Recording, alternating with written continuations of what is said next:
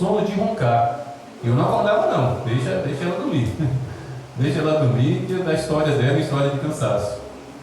Mas certa vez, dentro da casa dessa irmã, dentro da casa da dona Maroca, já no final do culto, que estávamos ali realizando dentro da casa dela, de repente a filha dela chega, só a cachaça. Justamente no momento em que todo mundo já estava de mãos dadas para encerrar o culto. E eu chamei ela pelo nome, vem aqui, dá sua mão aqui, vamos orar. E ela segurou na minha mão, segurou na mão da irmã que estava ao lado dela. E foi uma oração simples, meus irmãos. A oração era para encerrar o trabalho. Deus, muito obrigado por esse culto, abençoe essa casa, abençoe esse lar. Mas mal comecei a orar, a mão dessa mulher começou a tremer. E quando eu olhei para o lado, está aqui do olho arregalado, olhando para mim e xingando um monte de palavrão. E se jogou no chão, se contorcendo, com muita dificuldade, colocamos em cima do sofá.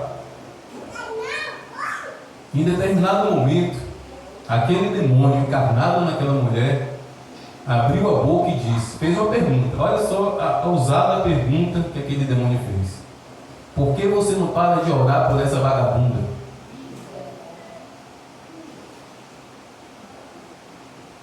Ao sair daquela casa, meus irmãos, eu comecei a meditar. Opa, então Satanás sabe que eu estou orando por ela? Então os demônios sabem que eu estou intercedendo por essa mulher? Agora é que eu vou orar mesmo. E é o que acontece, meus irmãos. Quando nós oramos, quando nós temos uma vida de oração, Satanás enxerga. Satanás nos enxerga orando. Há um salmo que diz que Deus, Ele faz dos anjos como um vento. Mas nós, ministros de Deus, homens e mulheres de Deus, esse mesmo salmo diz que Deus nos torna labareda de fogo. Um crente, quando ora, ele se torna uma labareda de fogo e Satanás enxerga. Ah, pastor, Deus me livre, eu não quero ser enxergado por Satanás não, então é aí que eu não vou orar mesmo. Se quando eu oro, Satanás sabe que eu estou orando, então eu não vou querer orar não. Vai nessa, cai nesse laço. Quando o demônio fez essa pergunta, ele fez porque estava incomodado. Por que você está orando? Por que você não para de orar por essa vagabunda? Naquela mesma tarde ele me ameaçou. Quando você passar pela esquina, eu vou te quebrar tudo. Já passei por um monte de esquina nessa vida e nunca me quebrou. Mas, meus irmãos, a oração, ao mesmo tempo que nos aproxima de Deus, nos torna conhecido entre os demônios. Nos torna conhecido no reino das trevas. De qual maneira? Eu não vou tocar nesse homem, eu não vou tocar nessa mulher, porque ele ora, ela ora. É um homem de oração, é uma mulher de oração. Mas o contrário é verdadeiro. Um homem que não ora, uma mulher que não ora, se torna alvo de Satanás. E pior ainda se for crente. Pior ainda se for membro de igreja. Está vindo para a igreja, gente. Ô, gente, pelas misericórdias do Senhor. Eu não sou um pregador que grita, eu não sou um pregador que rasga a garganta, mas nessa hora eu queria ser um pregador que grita. Para dar um grito, ore, gente! Coloque os joelhos no chão, criaturas! Vocês são crentes, vocês têm que orar. Ah, como eu queria ser um desses pregadores que grita. Porque só está faltando Deus lá do céu, tu não ouvijar a voz dele para a gente obedecer essa ordenança de orar, de orar e de orar e de orar, meus irmãos. Leia os evangelhos, Jesus orava. Jesus orava, Jesus, o Filho de Deus, Jesus que andava sobre as águas, Jesus que operava milagres. Depois que ele fazia a janta dele, ele ia para um lugar deserto orar e passava a noite inteira e a madrugada inteira em oração. Ele, sendo filho unigênito de Deus, ele orava. Quanto mais nós, meus irmãos, quanto mais a minha vida e a sua vida, quanta necessidade há em mim, quanta necessidade há em você a respeito da oração. Então, em nome de Jesus, pelas misericórdias do Senhor, separe tempo dentro da sua casa todo dia. Ah, pastor, mas dentro da minha casa não dá, tem cachorro, tem gato, tem papagaio, tem sadoeiro. Sadoeiro? Quem queria sadoeiro?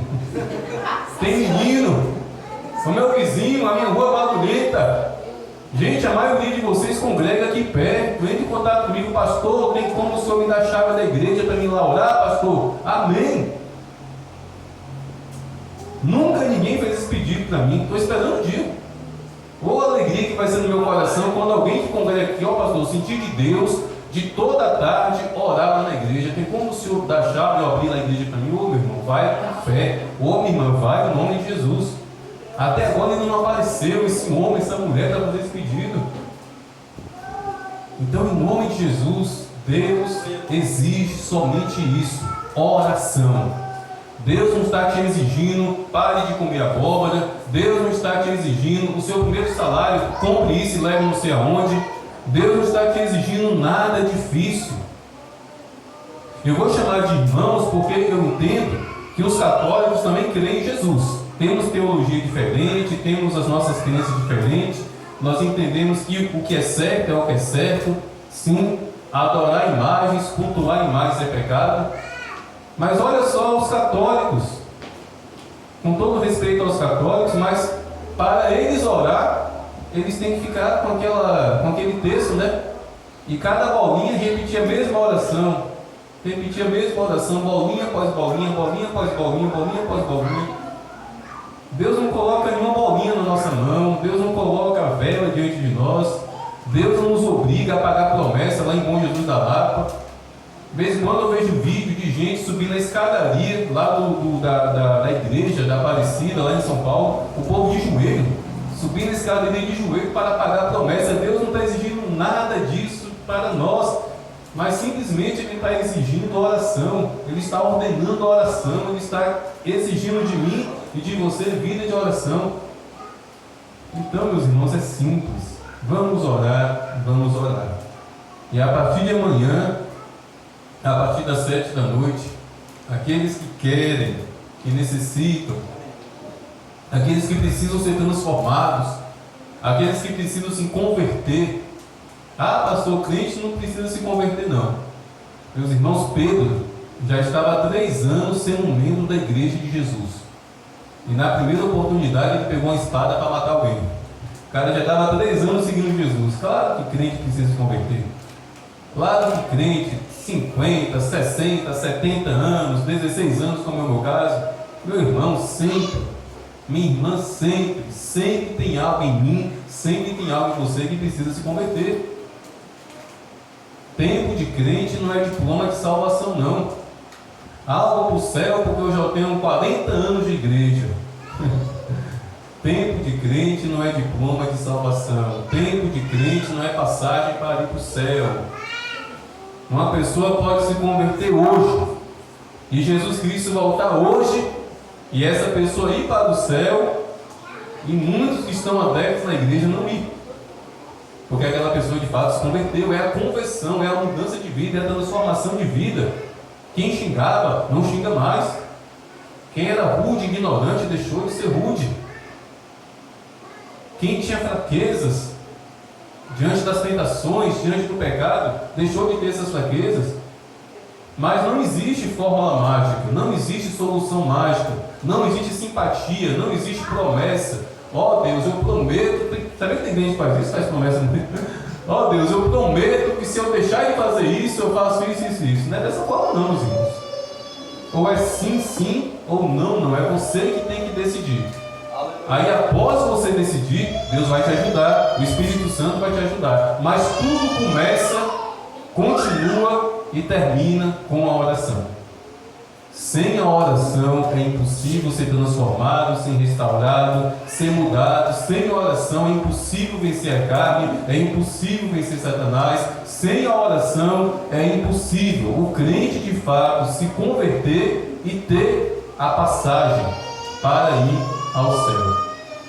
Então, em nome de Jesus, essa é a palavra, essa é a exortação e ao mesmo tempo o convite para no decorrer dessa semana, todo aquele que tem sede, todo aquele que tem necessidade, esteja aqui na igreja para esse propósito. Amém? Amém. Vamos em pé.